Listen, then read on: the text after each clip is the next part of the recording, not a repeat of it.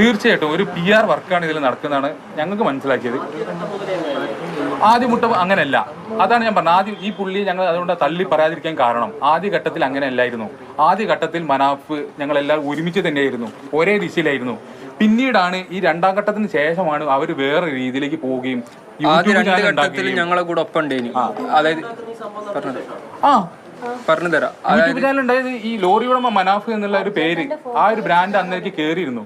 അതാണ് അയാള് മനസ്സിലാക്കിയത് ശേഷമാണ് ഈ ഒരു യൂട്യൂബ് ചാനൽ ഉണ്ടാക്കിയത്. അതൊക്കെ അദ്ദേഹത്തിന്റെ ഈശ്വർ മാൽപ്പ ഞങ്ങൾക്ക് വേണ്ടി സഹായിച്ചിട്ടുണ്ട്. രണ്ടാം ഘട്ടത്തിലും മൂന്നാം ഘട്ടത്തിൽ അനാവശ്യമായ ഇടപെടൽ മാത്രമാണ്. അത് ഞങ്ങൾക്കും ബോധ്യപ്പെട്ട കാര്യമാണ്. ഞങ്ങൾ പറഞ്ഞിട്ടില്ല പിന്നെ മാൽപ്പയെ പറഞ്ഞേക്കുന്നതൊന്നും, ഇപ്പോഴും പറയാണ്. അത് അവിടുത്തെ ഭരണകൂടത്തിന് തന്നെ മനസ്സിലായി ഇത് വേറെ രീതിയിലേക്കാണ് തിരച്ചിൽ പോകുന്നത്. അവരവിടുന്ന് ഒരു സാധനം എടുക്കുന്നു, അപ്പോഴതിന് വീഡിയോ എടുക്കുന്നു, അപ്പൊ ഡ്രഡ്ജർ വരുന്നു, ഇങ്ങോട്ട് വരുവാണെങ്കിൽ അത് ഞങ്ങൾക്ക് പിന്നെ ഒരിക്കലും കർണാടക ഗവൺമെന്റ് ഇത് തുടങ്ങുമ്പോൾ ഔദ്യോഗികമായി പ്രഖ്യാപിച്ചൊരു കാര്യമുണ്ട്.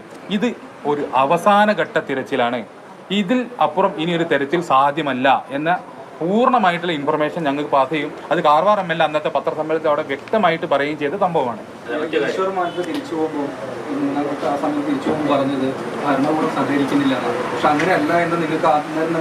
അറിയായിരുന്നു. കാരണം ഈ ഡ്രഡ്ജർ കമ്പനിക്ക് അവരുടേതായിട്ടുള്ള ഡൈവേഴ്സ് അവിടെ ഉണ്ട്, അതിൽ 2 പേരുണ്ട്. പിന്നെ അവർക്ക് വേറെ അപ്പൊ എന്താ ഇവരും ഈ ഡ്രഡ്ജർ കമ്പനിയുടെയും പ്രശ്നം അത് തന്നെയായിരുന്നു. അവരെ രീതിയിൽ തെരച്ചിൽ നടത്താൻ അനുവദിക്കുന്നില്ല. ഇവിടെ സാധനം കിട്ടുമ്പോൾ ഡ്രഡ്ജർ ഇങ്ങോട്ട് വരുന്നു.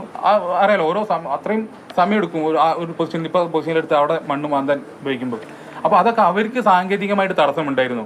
അവർക്കൊരു സംവിധാനമുണ്ട്, അവർക്ക് ഡൈവേഴ്സ് ഉണ്ട്. അപ്പം മറ്റൊരു തേർഡ് പാർട്ടി ഇന്റർവെൻഷൻ അവർ ആഗ്രഹിക്കുന്നില്ല എന്ന് MLA SP പറഞ്ഞു. അതിന്റെ പുറത്താണ് പിന്നെ അദ്ദേഹത്തിന് അവിടുന്ന് മാറേണ്ട വന്ന അല്ലാതെ ഞങ്ങളായിട്ട് പിന്നെ മാൽപ്പ ഇറങ്ങണ്ടെന്ന് ആരിറങ്ങണ്ട എങ്ങനെ നടത്തണം എന്നുള്ളത് തീരുമാനിക്കേണ്ടത് അവിടുത്തെ ജില്ലാ ഭരണകൂടമാണ്, അല്ലെങ്കിൽ ഇതിന് നിയോഗിച്ചിട്ടുള്ള ആളാണ്. ഞങ്ങൾക്ക് പോലും അതിനെക്കുറിച്ച് അറിയില്ല. ടെക്നിക്കലായിട്ടുള്ള ഒരു അറിവുള്ള ആൾക്കാരല്ല. ഞാൻ പറഞ്ഞല്ലോ, ഞങ്ങളെല്ലാം ഇതിൽ സാധാരണ ആൾക്കാരാണ്. അല്ല അത് യഥാർത്ഥ ഉടമ എന്ന് വെച്ചാൽ RC ഓണറാണ്.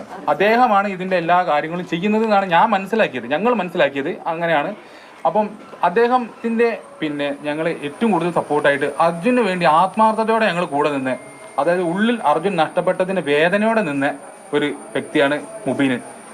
അതിന് ആ ഒരു വൈകാരികമായ തലം ഇതിലുണ്ട്. ഞങ്ങളെ മാക്സിമം അദ്ദേഹത്തിനുള്ള ഒരു കടപ്പാട് ഞങ്ങൾ വെച്ചിട്ടുണ്ടെങ്കിൽ ഇതുവരെ ഞങ്ങൾ മനാഫിനെ തള്ളി പറയാൻ തയ്യാറായിരുന്നു. അതെ, ഇപ്പം മനാഫിന്റെ പ്രതികരണം വരുന്നുണ്ട്. അതായത് താൻ അർജുന്റെ പേരിൽ യാതൊരുവിധ ഫണ്ടുപിരിവും നടത്തിയിട്ടില്ല. അങ്ങനെ തെളിയിച്ചാൽ തന്നെ പരസ്യമായി ആർക്ക് വേണമെങ്കിലും കണ്ടറിയാം. യൂട്യൂബ് ചാനൽ തുടങ്ങുന്നത് അത് തന്റെ ഇഷ്ടമാണ്. തനിക്ക് പറയാനുള്ള കാര്യങ്ങൾ നാട്ടുകാരോട് പറയാൻ വേണ്ടിയിട്ടാണ് യൂട്യൂബ് ചാനൽ തുടങ്ങിയിട്ടുള്ളത്. അർജുന്റെ ചിതയണയുന്നതിന് മുൻപ് തന്നെ ക്രൂശിക്കുന്നത് തെറ്റാണ്. അതോടൊപ്പം തന്നെ എനിക്ക് ഇഷ്ടമുള്ളത് യൂട്യൂബ് ചാനലിൽ ഇടും. അത് ചോദ്യം ചെയ്യാൻ ആർക്കും അവകാശമില്ല. അർജുന്റെ അമ്മയുമായി തനിക്ക് ഇപ്പോഴും ബന്ധമുണ്ട്. 2000 രൂപ കൊടുത്തിട്ടുമില്ല. 2000 രൂപ കിട്ടിയതിന് ആ വീഡിയോ വേണമെങ്കിൽ ഞങ്ങൾ കാണിച്ചു തരാം. അത് സമൂഹ മാധ്യമങ്ങൾ ഓടി നടക്കും, നിങ്ങൾ കണ്ടിട്ടുണ്ടോ അറിയില്ല. വേണമെങ്കിൽ ഞാൻ ഇത് കഴിഞ്ഞിട്ട് വേണമെങ്കിൽ നിങ്ങൾ അയച്ചു തരാം. ഇന്നലെ ഒരു സ്കൂളിൽ ഞങ്ങൾ കോള് വന്നിരുന്നു.